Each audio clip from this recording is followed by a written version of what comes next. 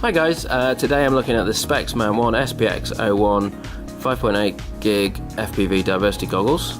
Let's have a look at the specs on the back of the box. They've got a 30-degree field of view. They've got 854 by 480, which is WVGA resolution, 59.5 to 69.5 adjustable IPD. They've got minus 90 dBm sensitivity, 32 channels, which is all the bands that we're interested in. Basically 4 bands, 8 channels on each. They've got diversity, so they receive on 2 different receivers and sort of make the decision which is getting the best signal at that particular moment. They take a 2S to a 6S LiPo battery, and they're designed to work with next wave and airwave transmitters without any distortion. So that means they're compatible with Immersion LC and Fat Shark. Okay, let's get into them. So I've got the manual here. A couple of interesting things in the manual. That's everything that we're going to get, and you'll notice cable for Futaba RC, cable for JR RC. And you may ask yourself, why do they have that? Because there's no head tracker, but it seems that you can control the functions of the goggles from your transmitter. Interesting feature.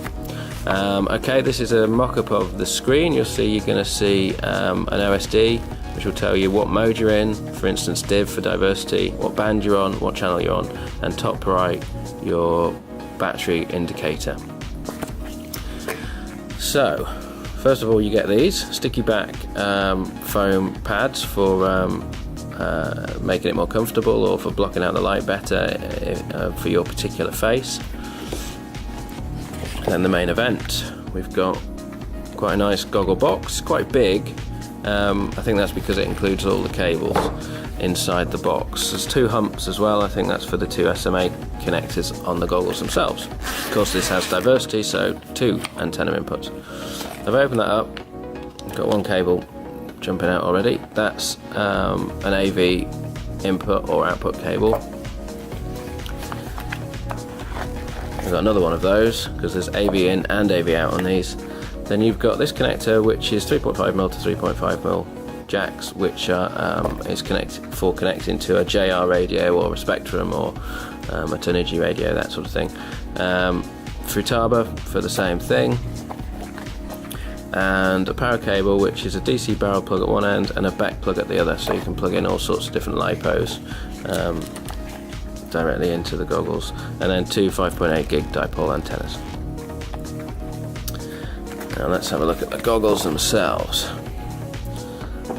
There they are, and I think they look quite cool, especially for a first attempt from a new goggle manufacturer essentially.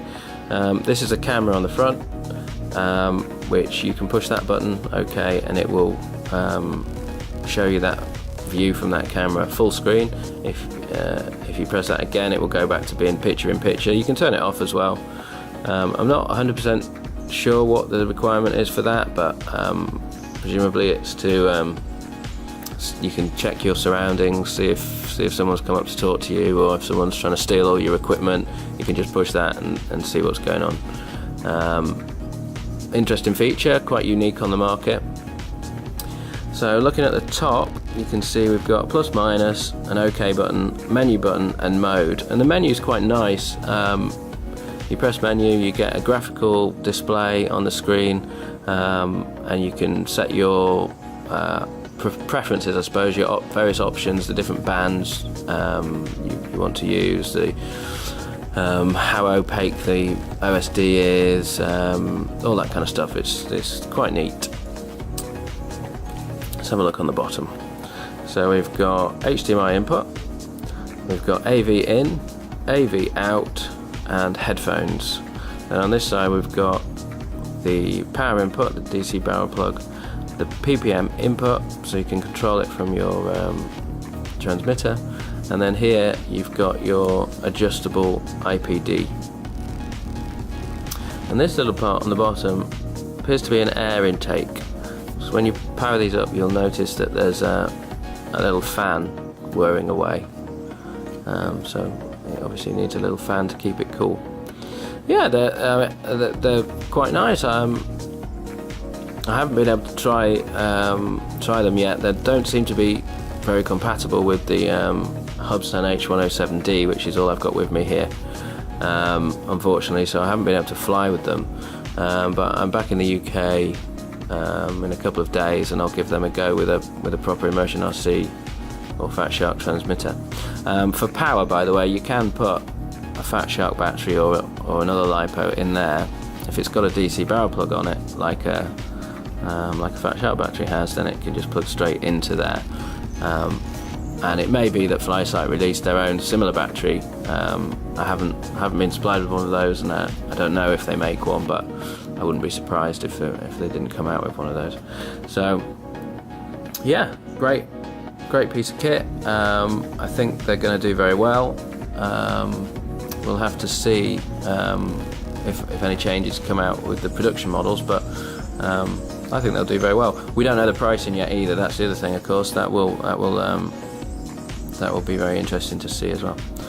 Okay, so watch this space. I'll do a flying video if I can, and see if I can get an HDMI or a video output anyway, and show you the menu system on a big screen.